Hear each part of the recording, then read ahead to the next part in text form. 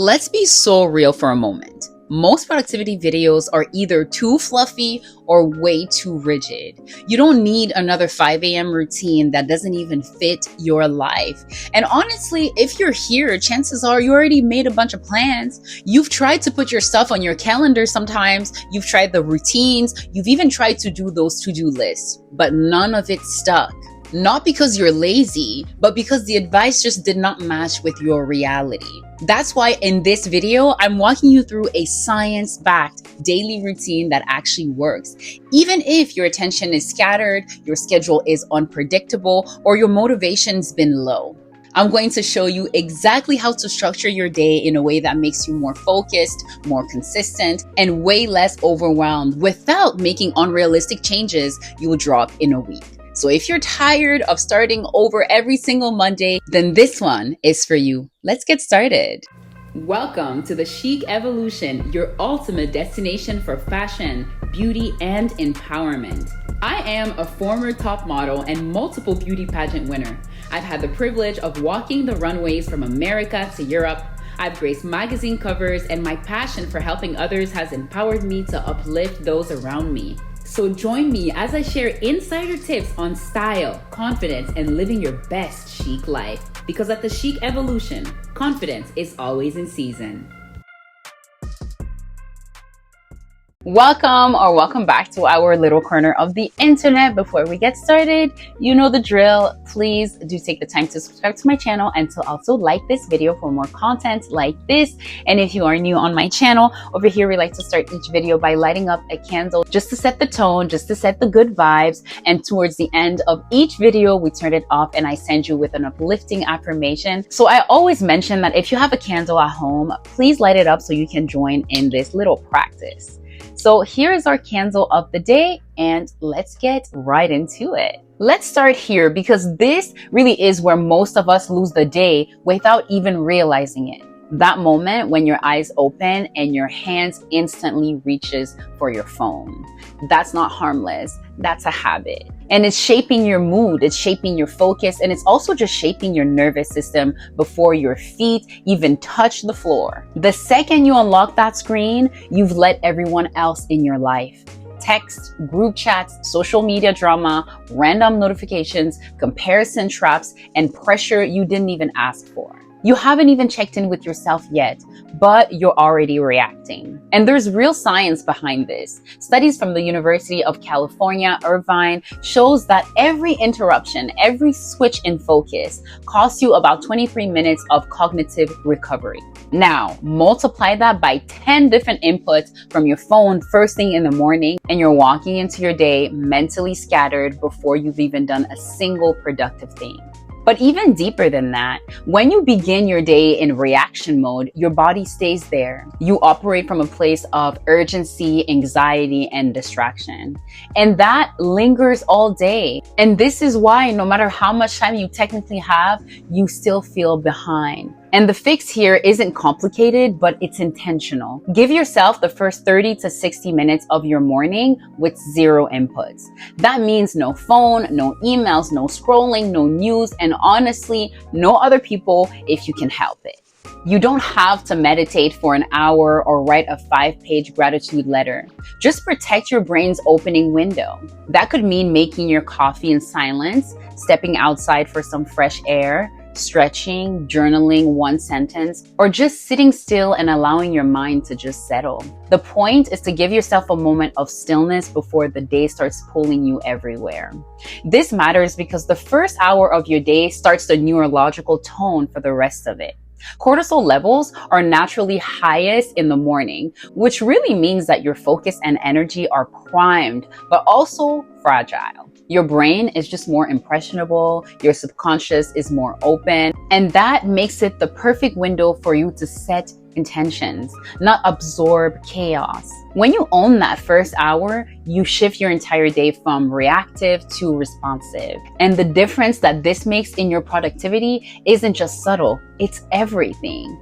Now, let's talk about to-do lists, because most of us are doing them wrong. You write down 12 things, maybe 17 if you're feeling ambitious that day, and then spend the day bouncing between tasks, putting off fires, and feeling guilty for everything that you didn't get done. At the end of the day, even if you've been busy for hours, you still feel like a failure sometimes. Why? Because a list with no hierarchy turns everything into an emergency. It flattens your focus. You can't tell what's urgent, what's optional, or what actually moves your life forward.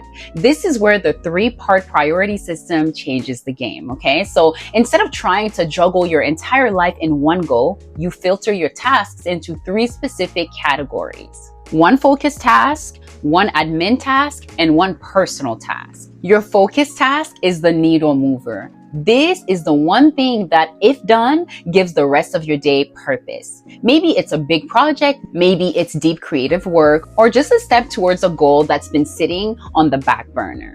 Your admin task is something logistical. So maybe responding to an email, maybe making that phone call, it could be paying that bill, or just organizing your calendar. Basically, it's not urgent, but it's just part of staying functional. And then there's the personal task. This is for you, not as luxury, but as non-negotiable. Whether it's moving your body, journaling, cooking yourself something for lunch, or just going for a walk. This is what keeps your tank full. And here's the psychology behind it. When you focus on fewer tasks with more clarity, your brain is less likely to procrastinate. And according to Roy Baumeister, who actually coined the concept of decision fatigue, we only have a limited number of high-quality decisions in us each day. So wasting them on trying to figure out what to do means you're already burnt out before you start. So this system really protects decision-making energy and keeps you aligned with what really matters. And here's the emotional layer nobody talks about. When your days are designed around progress, not pressure, you really start building self-trust. You stop thinking, oh my God, I never get anything done, and start proving yourself every day that you're capable of focus and follow through. And that belief, it spills over everything, your confidence, your habits, even your income.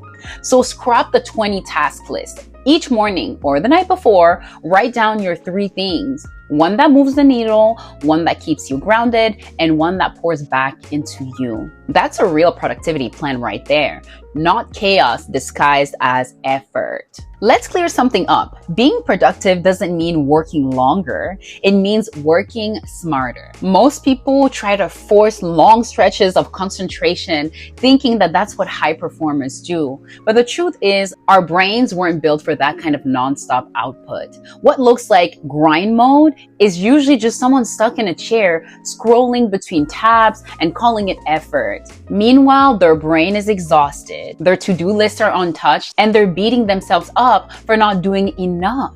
So here's the shift, okay? Use focus blocks, short bursts of intentional work paired with real breaks.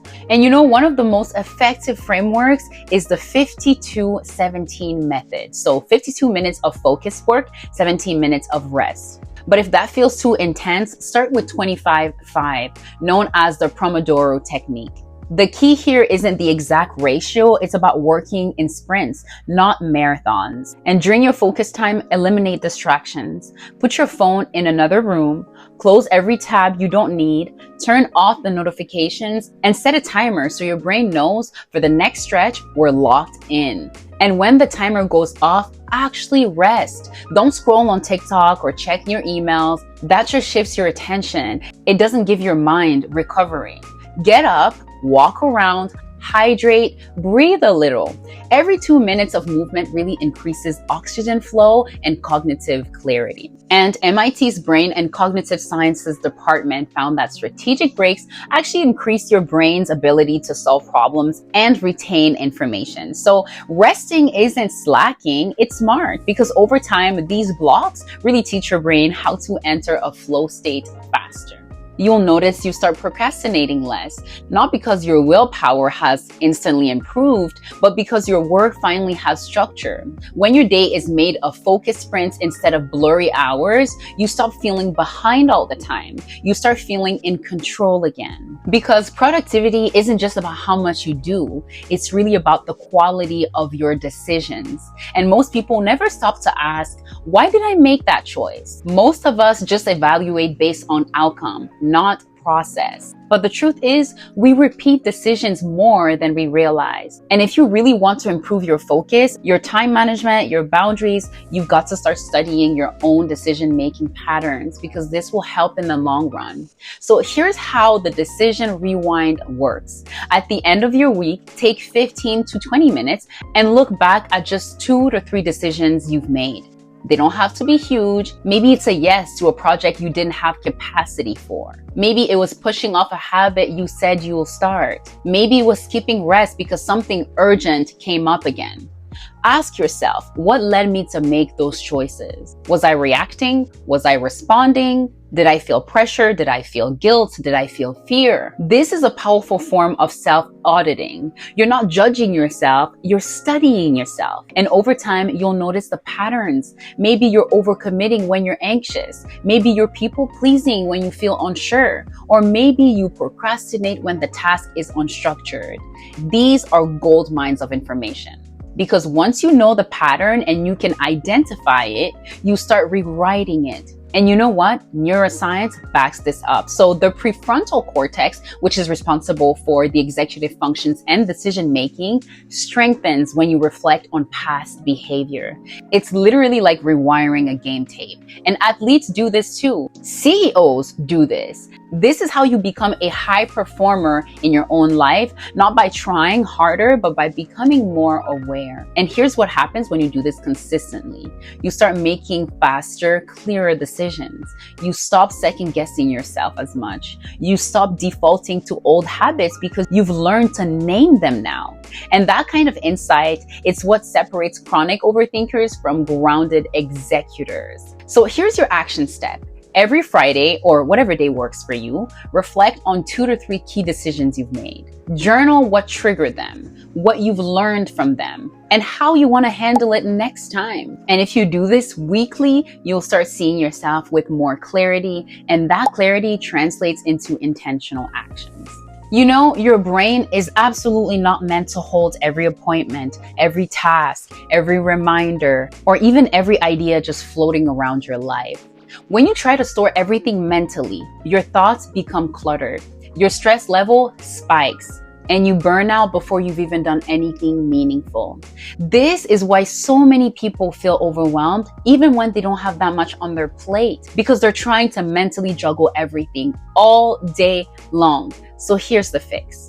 You need a visual system. Whether it's a planner, a whiteboard, a wall calendar, a clean Notion dashboard, it doesn't even matter. What matters is that it's one place where your day is mapped out clearly.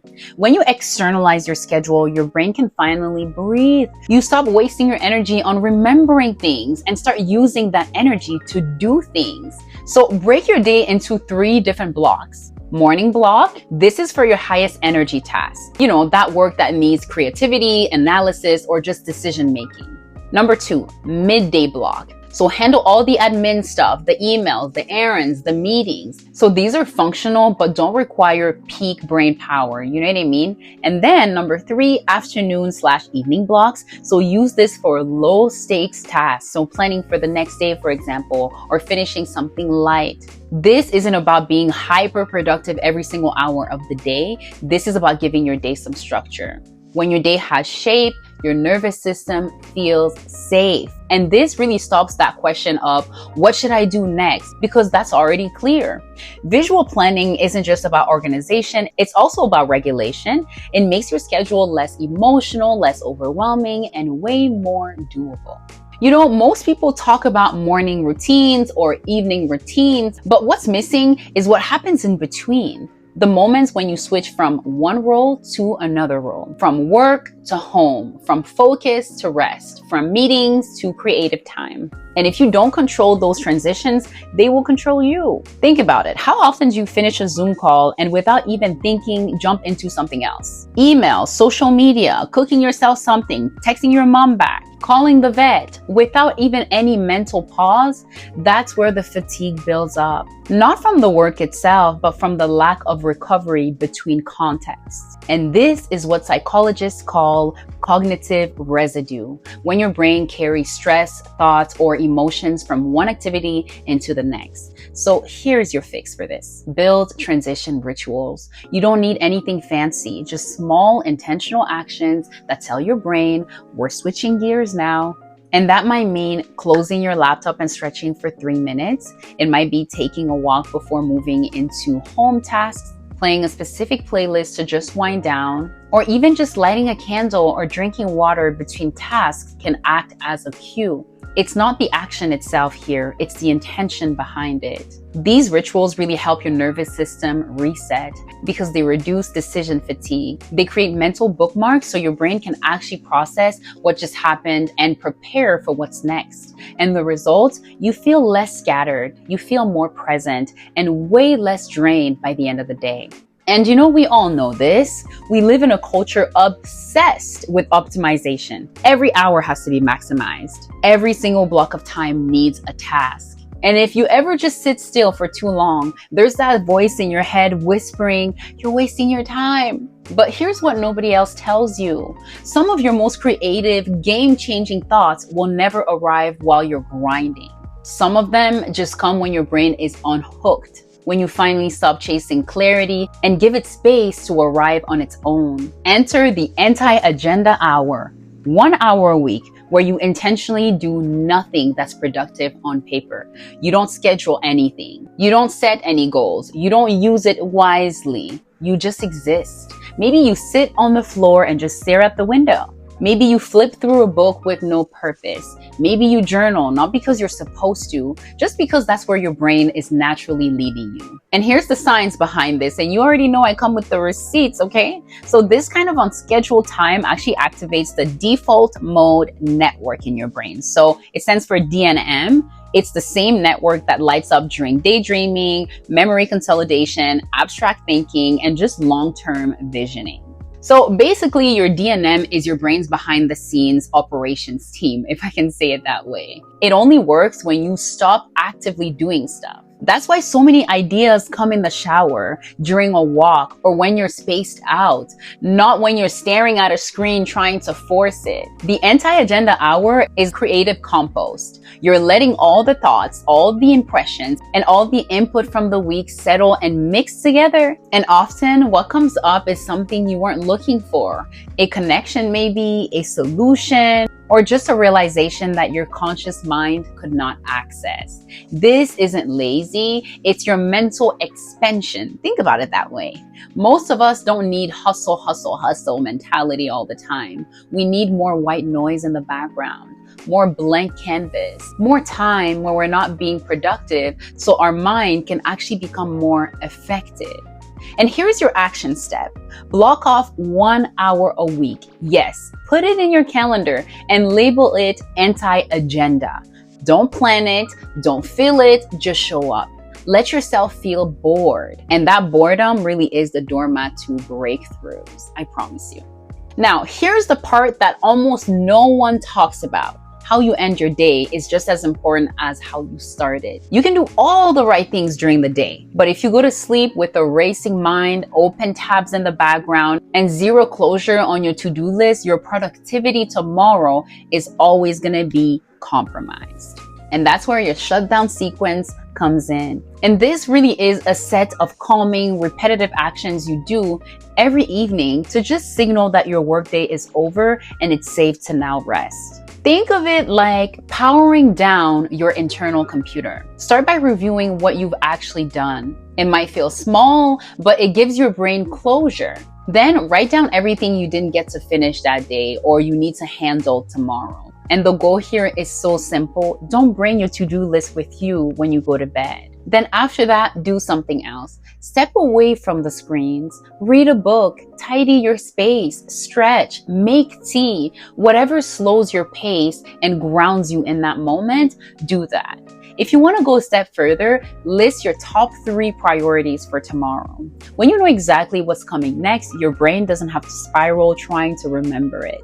And research from the National Sleep Foundation actually shows that people who practice evening rituals have better sleep quality, improved memory, and more emotional stability the next day, which means you're not just resting, you're recharging your executive function. And that's what makes you more focused, more strategic, and even more in control every single day. So here's what you've really done in this video. We didn't just list habits, we built a structure, one that's flexible enough to adapt to your real life, but strong enough to hold you accountable when your motivation dips. And let's be honest, it will dip.